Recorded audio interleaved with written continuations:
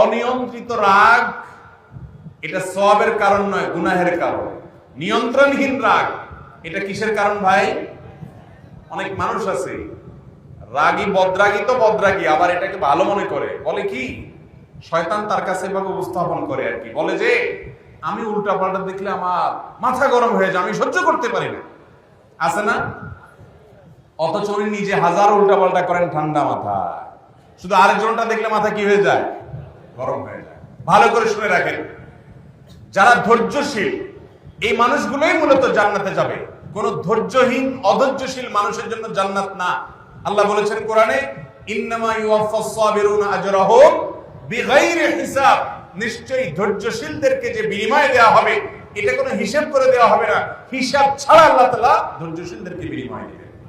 ভাইরা আমার, এই জন্য মুখবিত হতে হলে ধৈর্যশীল হইতে হবে।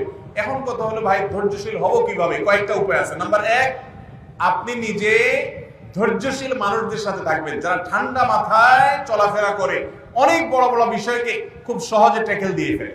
মনে রাখবেন, রাগ আসলেই রাগ ঝেড়ে ফেলবেন না, একটু অপেক্ষা করবেন, তারপরে ঠান্ডা হওয়ার পরে ঝাড়বেন, তখন দেখবেন যে ব্যালেন্সের সাথে ঝাড়া হয়েছে, যতটুকু দেওয়া দরকার ততটুকু দেওয়া হয়েছে। এক সাহাবী এসে বলছে, ইয়া রাসূলুল্লাহ আমাকে একটু আপনি উপদেশ করেন। নবীজি বলছেন, লা তাগদাব, রাগ করবা না।